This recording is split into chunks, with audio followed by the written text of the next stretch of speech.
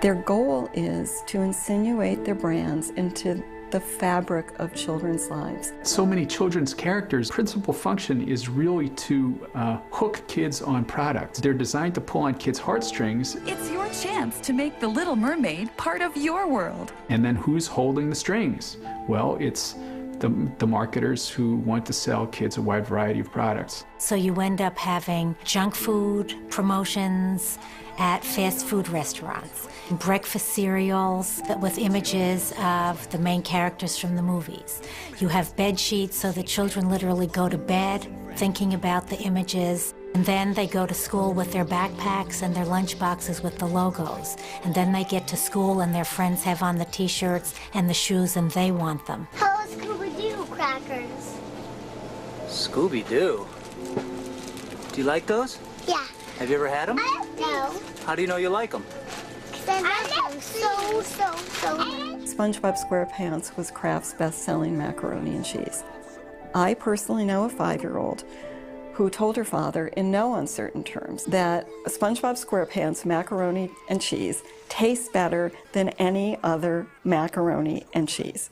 Now, how do you argue with a 5-year-old about that? I mean, what do you say? You say, well, no, it doesn't. And then she says, well, yeah, it does. Well, no, really, it does. No, it does. I know it does. Well, have you ever had SpongeBob SquarePants macaroni and cheese? No, but I know that it tastes better. Growing up is a very strenuous, difficult, and sometimes hard and scary process for children. One of the things that gives them some stability and continuity in that is their attachment to touchstones in their lives. And among those touchstones are characters. Clifford the Big Red Dog, Mickey Mouse. These are constants in their lives. These are things that they have figured out, they feel they understand, and that they feel comfortable with, and indeed, in their own way, love. When you take that and you leverage that into saying, you know, eat this food, you are basically leveraging that very powerful emotion that the child has, that very powerful attachment to make money.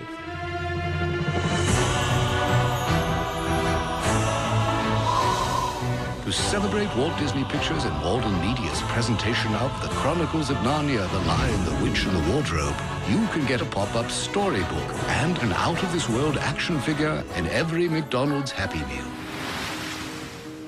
But marketers have not limited themselves to dropping the names of beloved characters to sell their products. With increasing brazenness, they've also begun to drop the products themselves directly into kids' entertainment. Oh, look at that! Is it a mirage or just product placement? Hey, who cares? With shopping convenience at such low prices. Water, Fresca, Mountain Dew, your product name here. Product placement is weaving of products into programming without adequate disclosure. Welcome to Wendy's. May I take your order, please? Classic triple lettuce, tomato, and cheese. Classic triple lettuce, tomato. I got it. Classic. Chicken nuggets. What kind of toys do you have? And so it's dishonest advertising, it's deceptive advertising, it sneaks by children's critical faculties and implants its messages in kids' brains when they're paying less attention. American Idol, which is a top-rated television program for 2 to 11-year-olds, is just rife with Coca-Cola product placement. American Idol is brought to you by Coca-Cola. The Gilmore Girls eat Pop-Tarts for breakfast. Are you enjoying your breakfast? I don't know if I like Pop-Tarts. Did you fall on your head while you were sleeping? I don't know. Do I like this? Is this something I like? Children's films have product placement in them. I mean, what Spy Kids had McDonald's as a plot point. And also product placement is getting more and more prevalent in video games.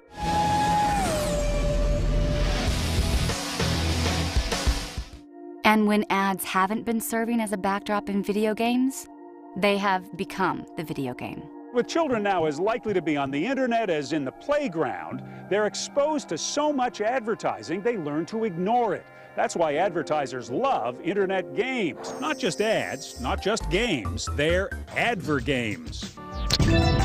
She can score with Skittles, race with Chips Ahoy, or hang out with SpongeBob.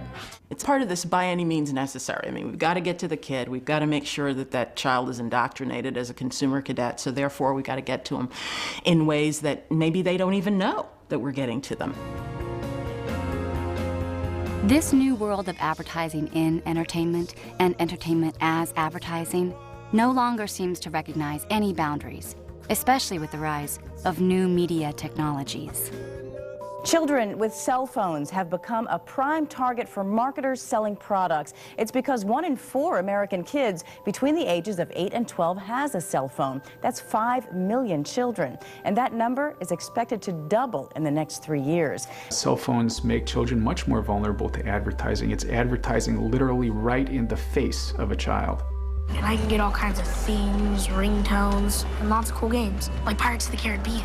Disney and Nickelodeon now have downloadable content for cell phones. Watch videos, catch cast interviews, interact with a favorite Wildcat. Companies are using text messaging in order to reach kids. I mean, if your child has a cell phone and that cell phone has internet access, then your kid's being marketed to, in ways that you don't even know. So we have to stop thinking of marketing to children as just commercials. I mean, commercials are just so 20th century.